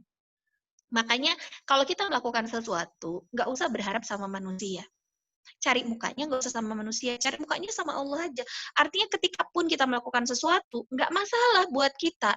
Mau kita posting di sosial media kita yang like cuma 1, yang komen nggak ada, ya nggak apa-apa. Orang kita melakukannya bukan buat manusia, gitu. Mau ada yang ngelihat kita atau enggak, orang kita nggak cari mukanya sama manusia, cari mukanya sama Allah aja. Dan cari muka sama Allah itu dilakukan dengan cara memperbanyak ibadah sunnah. Maka apalagi dalam kondisi-kondisi sulit ya Bu. Udah wajib banget deh hukumnya kita dekat sama Allah. Tapi bukan berarti ketika kondisi kita sedang senang, kita jauh dari Allah. Enggak. Mau kita senang, mau kita lagi susah, dalam kondisi apapun dekatlah sama Allah. Ibadah sunnahnya jangan ditinggal. Buat target buat diri kita sendiri. Saya Bu secara pribadi juga bikin target kok buat diri saya sendiri. Karena kalau saya nggak bikin target, saya tuh tipe orang yang kalau nggak men-challenge diri saya sendiri, saya ngerasa apa yang saya lakukan udah cukup. Jadi saya bikin target buat diri saya sendiri. Nah, kebetulan saya sekarang udah punya anak yang balik, Abang Alif. Jadi karena dia sudah balik, maka saya tuh men-challenge diri saya dan dia, kami berdua. Misalnya gini, saya kasih dia target, Abang, 1 hari target tilawah Quran Abang harus 50 ayat. Terserah caranya Abang mau bagi gimana. Mau tiap kali sholat 10 ayat, mau cuma 1 kali sholat Abang babat 50 ayat habis itu tenggorokan Abang kering, ya. Atau Abang babat dalam 2 masa, silahkan, saya bilang gitu. Terus Abang punya target hafalan, sekian ayat dalam 1 hari. Terus Abang punya target baca buku yang harus Abang selesaikan dalam waktu 1 minggu, sekian misalnya gitu. Nah, karena saya bikin target itu ke dia, dan anak saya sudah balik, Bu. Karena dia sudah balik itu, dia jadi bisa, jadi bumerang lagi buat saya. Umi, masa cuma Abang aja sih? Umi sendiri berapa? Umi, masa cuma Abang aja sih yang baca buku? Umi sendiri berapa? Nah, itu akhirnya saya target diri saya sendiri, Bu. Dan itu buat saya ngaruh. Ibu-ibu pasti punya tips yang lain ya, gitu. Bagaimana caranya menjaga ruhiyah dengan tips-tips yang lain. Kalau saya challenge diri saya sendiri. Saya sehari harus tilawah sekian. Saya harus punya hafalan Quran sekian setiap hari. Walaupun mungkin cuma 1 atau 2 ayat, tapi harus punya. Kemudian saya harus baca buku-buku yang kaitannya dengan Saqafah Islam sekian. Kemudian saya harus sholat duha sekian rakaat. Karena saya minta Abang Alif itu sholat duhanya minimal 4 rakaat. Masa saya minta dia 4 rakaat, saya sendiri cuma 4 rakaat? Atau sama saya kayak anak umur 14 tahun dong ya? Berarti saya minimal harus 8, kira-kira kayak gitu, Bu. Terus saya minta dia tahajud. Saya bilang, Abang, tahajud Abang minimal 2. Ya kalau dia 2, masa saya juga 2? Atau saya sama berarti kayak anak umur 14 tahun. Berarti saya minimal harus 4. Kira-kira kayak gitu. Nah, itu buat saya efektif. Ibu-ibu pasti punya banyak tips yang lain. Tapi intinya saya ingin saya katakan bahwa untuk menjaga ruhiyah kita tetap terjaga dan tetap menyala, jangan pernah tinggalkan ibadah sunnah. Artinya gini, kalau kita memang agak lemah di bangun malam, maka kejar di duha. Kalau kita memang pagi itu biasanya lebih hektik, kerjaan kita lebih banyak, maka kejar di tahajud. Kalau misalnya dua-duanya kita nggak bisa, maka kejar di tilawah. Kalau kita nggak bisa lagi, maka kejar di sedekah. Kalau kita nggak bisa lagi, nah itu. Jadi apapun yang bisa kita kejar, kunci-kunci ibadah-ibadah sunnah, ayo kejar. Nah, ini nggak boleh ditinggalkan. Nah, kemudian ini yang terakhir ya Bu ya, yang ingin saya sampaikan dari tadi terakhir terus ya ya, nggak apa-apa ya Bu ya. Nah ini terakhir banget, janji ini terakhir banget. Jadi gini,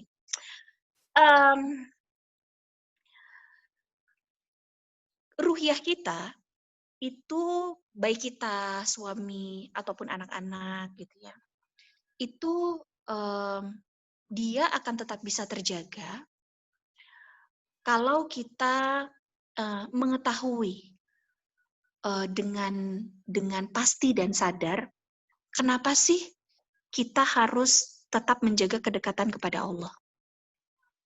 Jadi kita harus tahu alasan mendasar kenapa sih kita harus dekat sama Allah, punya ruhiyah yang tetap terjaga. Nggak cari muka di hadapan Allah gitu ya. Apa sih alasannya? Kenapa sih saya melakukan itu? Alasan itu akan membuat kita nanti punya semangat yang berbeda. Saya, Mbak Niken, Bu Fani, Mbak Raisa, Mbak Arwati, dan lain sebagainya gitu ya. Itu kita nanti akan punya level semangat yang beda-beda. Karena alasan kita untuk menjaga ruhiyah juga beda-beda. Ada orang yang dekat sama Allah, perbanyak ibadah sunnah, tujuannya buat apa? Buat sama Allah ditolongin selesai masalahnya. Begitu selesai masalahnya, udah dia nggak deket lagi sama Allah. Ada tipe yang kedua. Dia deket sama Allah karena pengen dapat jodoh. Begitu jodohnya datang, dia udah nggak deket lagi sama Allah.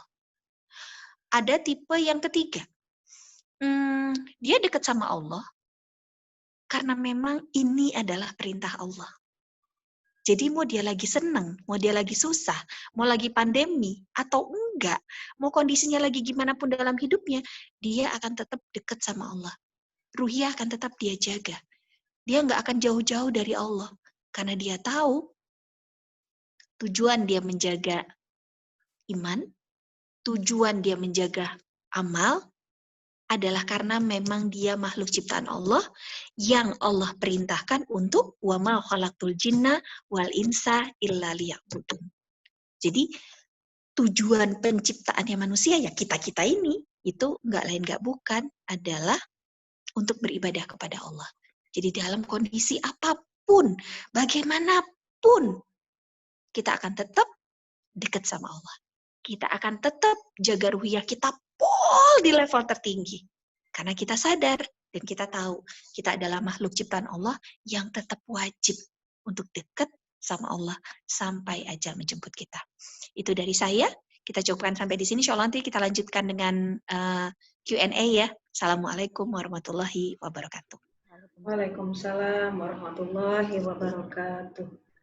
Alhamdulillah, sungguh sangat mencerahkan. Baik. Jadi kayaknya ini kita langsung masuk Q&A aja ya. Saya lihat ada beberapa pertanyaan. Ini yang masuk Mbak Niken dan Bu Fani. Ya, boleh ya? Langsung saya bacakan saja pertanyaannya. Boleh. Baik. Boleh. Oke, saya langsung bacakan ya pertanyaannya ya. Pertanyaan pertama. Assalamualaikum warahmatullahi wabarakatuh. Waalaikumsalam. Izin bertanya, tips atau menyikapi masa pandemik pada anak usia 11 tahun yang sulit bangun pagi. Ya, ini kayaknya masalah dari banyak ibu-ibu. Sama Bu, saya juga di awal-awal pandemi kemarin juga ngalamin masalah yang sama kok, Bu. Jadi gini, jangankan anak-anak, Bu. Suami-suami kita juga kayaknya banyak tuh yang habis subuh tidur lagi ya, habis salat subuh tidur lagi karena kegiatan biasanya baru dimulai jam 9, jam 8, jam 7 gitu ya. Nggak harus dia bangun pagi-pagi banget. Kalau zaman nggak ada corona kan, jangankan subuh ya Bu ya, jam 3 pagi udah bangun karena jam 4 harus udah berangkat kerja karena jauh. Apalagi kalau kayak kami yang dari Bogor ini harus benar-benar pagi banget bangunnya. Nah, jadi sebetulnya ini masalah tidak hanya dihadapi oleh anak-anak, tapi kita juga orang tua itu juga sangat mungkin untuk menghadapinya. Terus gimana dong cara ngingetin anaknya? Namanya juga mereka masih anak-anak.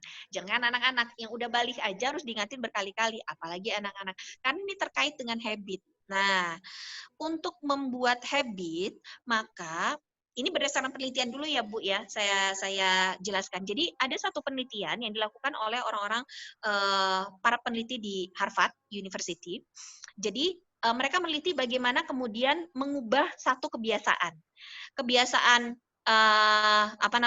habis subuh tidur lagi, kemudian mau diganti dengan habis subuh nggak tidur lagi. Terus gimana caranya? Hasil dari penelitian itu mengatakan bahwa kalau dia mau melakukan satu habit baru, maka lakukanlah kebiasaan itu selama 90 hari full tanpa jeda. Nggak boleh ada jeda. 90 hari alias 3 bulan, kira-kira. Atau kalau mau dipolin 100 hari. Gitu. Nah, ketika itu dilakukan terus-menerus, maka nanti di hari ke-101, dia akan terbiasa untuk bangun pagi. Dia akan terbiasa untuk bangun pagi. Tapi nggak juga tuh anak saya pesantren. Kalau di pesantren, dia kalau pagi bisa tuh bangun. Ya kan? Ada mungkin anak-anak ibu yang kebetulan nyantri atau boarding. Kalau di boarding, kita dapat laporan dari muadibnya, kalau di boarding, Bu, anak ibu jam 4 pagi udah bangun. Giliran anak kita pulang ke rumah, dibangunin subuh, susahnya minta ampun.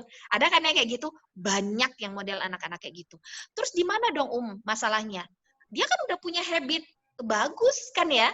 Malah lebih dari 3 bulan, ada yang setahun, ada yang 2 tahun, malah udah di boarding atau di pesantren, tapi tetap aja ketika pulang ke rumah, dia balik lagi ke kebiasaan jeleknya waktu di rumah dulu.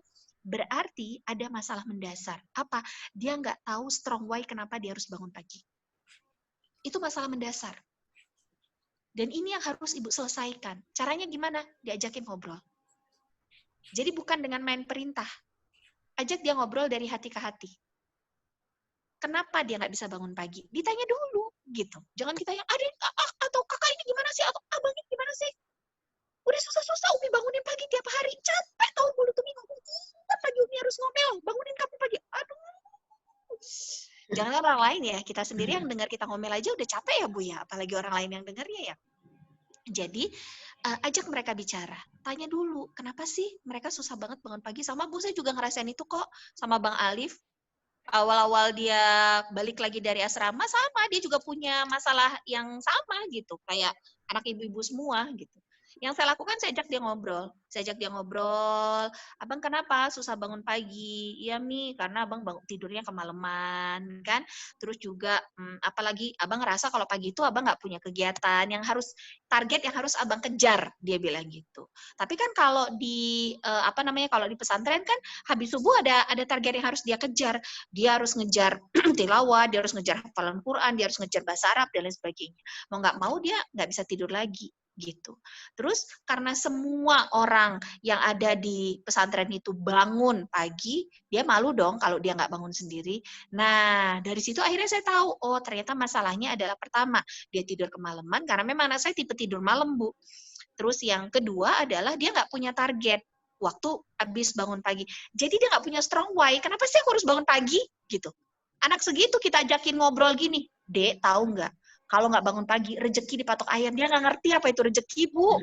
Buat dia dikasih uang 10.000 sama ibu itu aja rezeki, gitu.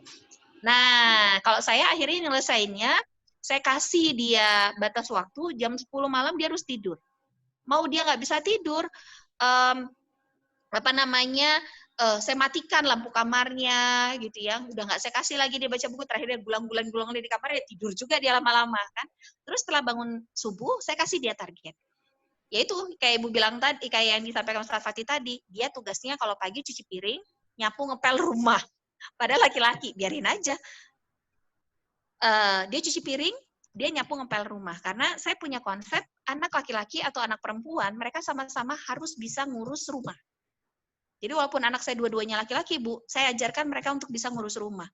Dan karena Abang Alif itu lagi-lagi sudah balik, saya sudah jelaskan sama dia bahwa kalau nanti dia menikah, bahkan saya udah ngobrol soal itu Bu sama dia, kalau nanti abang nikah, istri abang hamil, atau istri abang sakit, atau istri abang baru melahirkan, abang nggak punya pembantu karena nggak punya uang, abang harus siap bantu istri. Maka dia saya ajarkan masak juga Bu, dia saya ajarkan masak, dia tuh udah bisa masak nasi di rice cooker, dia udah bisa bikin nasi goreng sendiri gitu. Hal-hal yang basic, dia juga saya ajarkan untuk bisa jahit, minimal kancing baju sendiri, masa sih dia nggak bisa jahit gitu.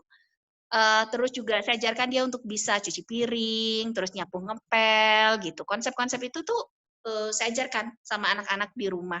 Nah, kalau dia udah dibuatkan target, insya Allah dia jadi lebih punya alasan kuat kenapa dia harus bangun pagi. Nah, jadi itu dulu yang harus diselesaikan.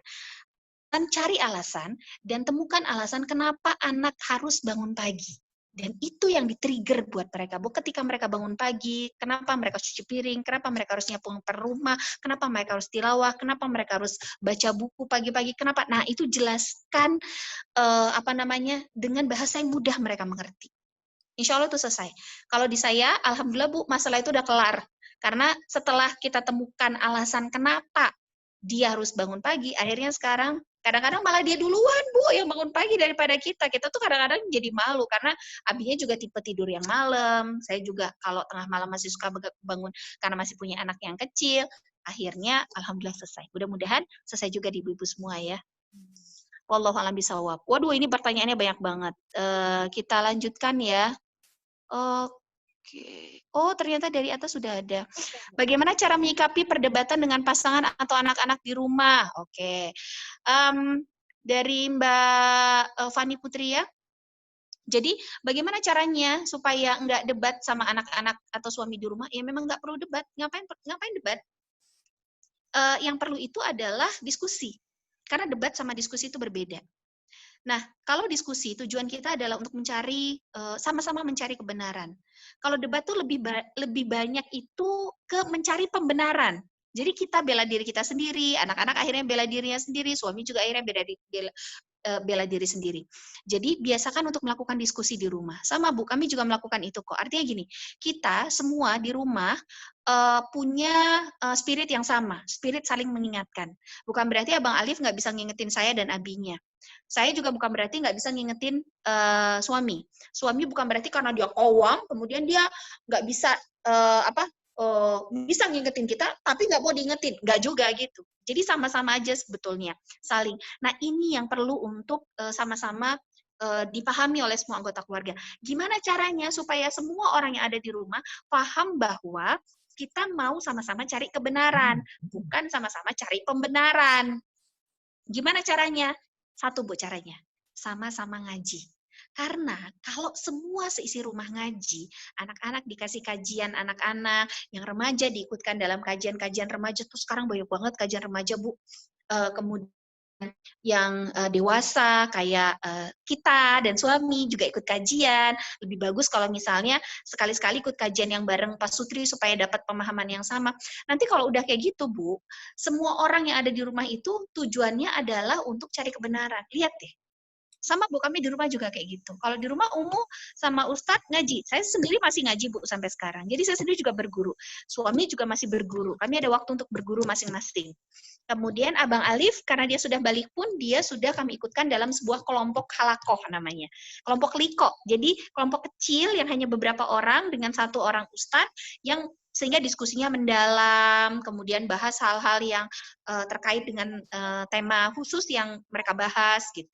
Nah, itu kami lakukan supaya belum tentu kami yang sebagai orang tua itu paling benar dan belum tentu juga anak karena dia masih anak bawang, dia salah kan Bu. Jadi gak usah debat, diskusi aja ya. Kita lanjutkan ya. Kemudian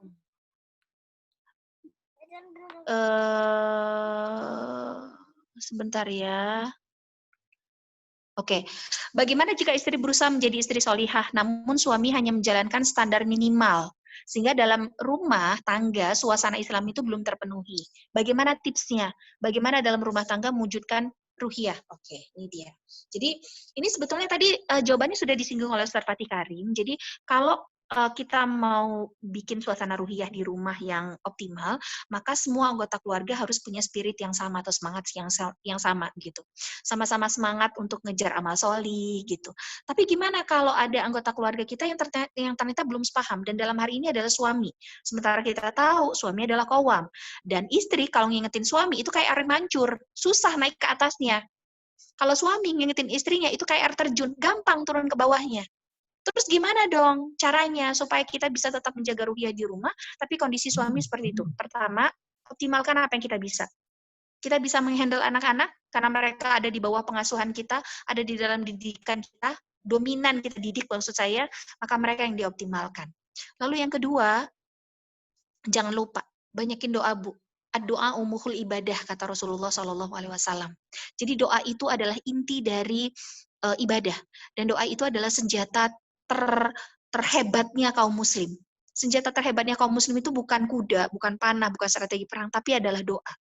Dan doa itu yang selalu juga didengung-dengungkan oleh Rasulullah SAW dan para sahabat.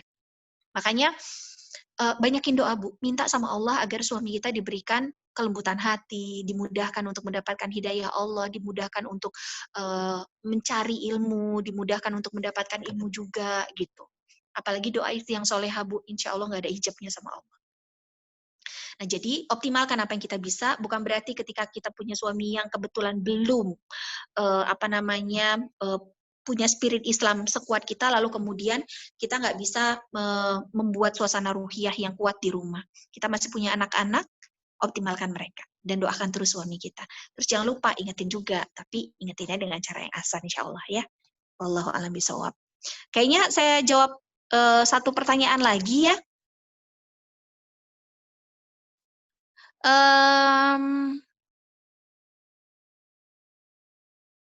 Oh, ini pertanyaannya bagus ini. Bagaimana ketika seorang ayah nggak ada? Atau peran seorang ayah nggak ada? Apa yang harus dilakukan oleh anak laki-laki kalau dia tidak mendapatkan figur seorang ayah pada ayahnya sendiri? Kemudian, apa yang harus dilakukan oleh anak laki-laki tersebut biar jadi pribadi yang kuat? Baik. Ibu-ibu sekalian yang dirahmati Allah, saya ingin cerita. Dan ini adalah kisah nyata. Ustadz Fatih Karim dibesarkan dari keluarga yang bercerai. Mungkin sebagian dari ibu-ibu juga sudah tahu ceritanya. Ayah dan ibunya berpisah, jadi bapak ibu mertua saya itu berpisah waktu suami umur sekitar 10 atau 11 ya Bu, ya kelas 6 SD lah. Dan sepanjang dari masa dia kecil sampai umur 12 tahun,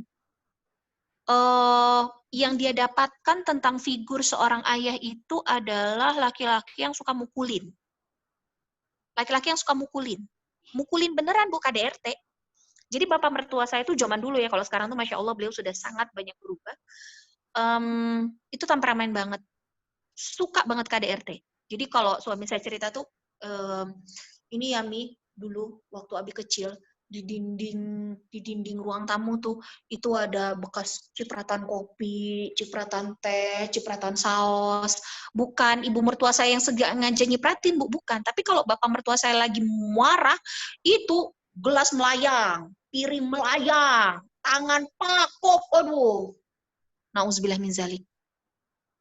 Itu tuh dilihat sama suami saya, Bu. Sama adiknya, karena mereka dua bersaudara, laki-laki dua-duanya kebetulan. Mereka ngeliat itu tiap hari. Ibu kebayang nggak sih? Mereka punya bapak, tapi mereka nggak dapat figur bapak. Boro-boro kalau cerita soal agama ya, Bu, nggak usah deh, itu jauh banget gitu. Yang mereka lihat nih sosok bapak yang suka mukulin ibunya. Kalau mukulin mereka sih enggak, tapi mukulin ibunya. Kira-kira gimana, Bu? Kalau mereka gede nanti, wah kayaknya bakal sama nih, kayaknya juga bakal, karena kan secara teori gitu, Kalau orang yang punya trauma masa lalu, kemungkinannya dua. Yang pertama, dia sangat berbeda jauh. Yang kedua, dia akan menyerupai. Gitu. Ada kemungkinan dia nyerupain kan, Bu? Aduh, ada banget. Itu satu. Nggak dapat banget ya figur, boro-boro figur Bapak Solih. Figur Bapak aja dia nggak dapat, Bu. Satu. Kemudian yang kedua, berpisah di usia dia sekitar kelas 6 SD. 10 atau 11 tahun atau 12 tahun lah gitu kira-kira. Kemudian setelah berpisah, Ustadz Fatih Karim itu kehilangan figur dua-duanya malah. Dia nggak dapat figur ibu, karena ibu mertua saya kemudian memutuskan ke Malaysia bekerja sebagai TKW. Dan sejak itu, mereka hanya bertemu beberapa tahun sekali. Kebayang, Bu? Terus, bapak mertua saya memutuskan untuk menikah lagi. Masih sama-sama sih tinggal di Medan dengan suami, tapi mereka berbeda rumah. Suami saya memutuskan dia tinggal bersama uwak. Bukan tinggal sama bapak, tapi tinggal sama uwak. Karena uwak saya itu punya figur kebapaan. Jadi, kalau di rumah kita, kebetulan kita punya suami, dan suami kita bukan figur ayah yang baik, yang benar buat anak-anak kita, maka saran saya carikan figur ayah yang lain. Bisa jadi itu uaknya, bisa jadi itu omnya, dan sesekali inapkan anak kita di rumah om atau uak atau kakek atau siapapun yang menurut kita dia punya figur bapak. Supaya dia belajar sambil kita titipin sambil gini, Wak, nanti kalau ada waktu ajakin ngobrol ya Wak ya, dikuatin gitu Wak. Gitu, dititipin gitu. Nggak apa-apa banget malah. Kalau mau keren lagi, dititipin di ulama. Itu kalau mau keren lagi. Makanya kalau Ibu lihat Muhammad Al-Fatih, siapa sih yang nggak kenal Muhammad Al-Fatih? Kalau tadi Bu Fani bilang, siapa sih yang nggak kenal Ustaz Fatih? Karena Ibu banyak yang nggak kenal dia, saya aja nggak kenal dia. Muhammad Al-Fatih kalau Ibu lihat, dia punya bapak kan? Bapaknya bahkan seorang khalifah. Tapi dia besar bukan di tangan bapaknya. Dia dititipkan bapaknya kepada ulama, kan ya? Dia kan hidupnya sama ulama. Diajari tentang Islam, diajari bagaimana menjadi laki-laki dan lain sebagainya. Boleh nggak model kayak gitu? Boleh, dan itu sebetulnya biasa Bu dalam Islam. Cuma sekarang kita agak susah untuk nyari para ulama yang mau dititipin, gitu. Saya tuh Bu sama suami, itu udah sering banget Bu.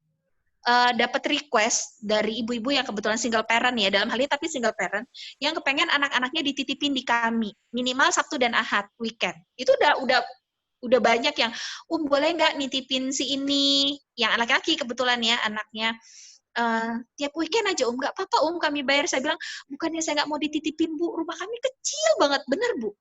Cuma 2 kamar saya, dan kamarnya Abang Alif. Saya khawatir nanti malah jadi nggak nyaman. Insya Allah nanti kalau rumah kami sudah lebih besar, ingin sekali saya bisa, jadi kayak ibu kedua buat mereka, dan suami itu jadi bapak buat mereka minimal di weekend. Gitu. Ingin banget saya. Dan itu salah satu mimpi kami sebetulnya Bu, kenapa pengen punya rumah yang gede, karena ingin kami bisa menampung banyak anak-anak dari orang-orang tua yang kebetulan single parent ibunya gitu. Nah, kalau bisa dicarikan. Kalau nggak dapat ulama, minimal orang terdekat, om atau siapapun gitu. Yang Ibu lihat kayaknya ini pas nih gitu. Nah, yang kemudian yang kedua Bu, yang ini yang tidak kalah pentingnya menurut saya adalah jangan coba-coba cekokin anak kita pakai racun. Maksudnya apa, Jangan cerita ke anak kita tentang kejelekan bapaknya. Karena itu akan sangat mempengaruhi isi kepalanya, persepsi dia tentang ayahnya. Ini ya Bu, kalau kita lihat Ismail. Nabi Ismail itu Ibu kebayang udah ditinggalin sama bapaknya dari Nabi Ismail umur berapa? Ditinggalin sama Nabi Ibrahim dari apa? Dari bayi merah, Bu. Ibarat kata sosok bapak kayak apa dia nggak kenal. Dia baru ketemu bapaknya setelah belasan tahun berikutnya. Kira-kira gimana, Bu? Bapaknya ada tapi nggak ada gitu. Kalau ditanya, Bu, bapak mana? Dia tanya sama ibunya. Ada nak bapakmu. Belum pulang. Bu, bapak kok nggak pulang-pulang? Tahun pertama, tahun kedua, tahun ketiga, lama-lama dia kan gede. Ismail baru ketemu dengan bapaknya setelah 13 atau 14 tahun kemudian. Ibu kebayang, selama itu ibunya bilang bahwa bapaknya masih hidup, tapi dia tidak menemukan sosok bapaknya. Bisa kan? Gampang banget kan Bunda Siti Hajar itu meracuni pikirannya Ismail, karena nggak ada orang lain yang terdekat dengan Ismail kecuali Bunda Siti.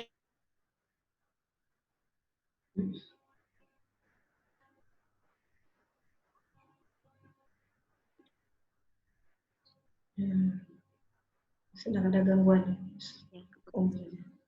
Ya. Kepotong ya tadi ya? Ya. Nah, kita lanjutkan ya. Jadi, nggak ada orang lain yang lebih dekat selain Bunda Siti Hajar. Kebayang nggak, Bu, kalau seandainya Bunda Siti Hajar ngomong kayak gini nih sama Ismail. Ismail, bapakmu itu nggak bertanggung jawab. Tahu nggak? Dia tinggalin kita berdua di tengah gurun tandus, nggak ada apa-apa, Nak. Kamu masih merah. Ibu itu nyari air buat kamu. Dari Safa ke Marwa. Ya Allah, bolak-balik gak dapet, Nak. Bapakmu itu, ya Allah. Dia itu, Nak, lebih jahat daripada setan. Kira-kira kalau itu yang dicekoki oleh Bunda Siti Hajar kepada Ismail, dari dia kecil sampai dia dewasa, waktu Nabi Ibrahim datang, reaksinya gimana, Bu? Dibacok kali, Bu, sama Ismail, bapaknya. Gak bertanggung jawab. Tapi, apa yang dilakukan oleh Siti Hajar kepada Ismail? Nah, banggalah kepada bapakmu. Karena tidak banyak laki-laki yang seperti bapakmu. Dia tinggalkan kita bukan karena nafsu. Dia tinggalin kita bukan karena perempuan lain. Dia tinggalin kita bukan karena bertanggung jawab. Tapi karena dia pengen kita sama-sama ke surganya Allah. Dia pergi untuk dakwah, Nak. Doakan bapakmu. Doakan, Nak. Kalaupun kita nggak ketemu di dunia lagi, Nak, insya Allah kita akan ketemu di surganya Allah. Bapakmu orang baik, kamu tahu, Nak. Diceritakan semua hal yang baik-baik tentang Nabi Ibrahim. Itu juga akan menentukan karakter anak kita. Jadi, kalau kebetulan di rumah, ibu-ibu dapat ujian suami yang tidak terlalu punya figur kebapaan, jangan pernah jelek-jelekan suami kita di hadapan anak. Curhatnya sama Allah aja di sajadah. Tunjukkan di hadapan mereka, dan ceritakan kepada mereka bahwa bapak mereka adalah bapak yang hebat. Kalau suami kita kebetulan tilawah Qur'annya kurang bagus, jangan bilang gini sama anak. Bapakmu itu memang kayak gitu.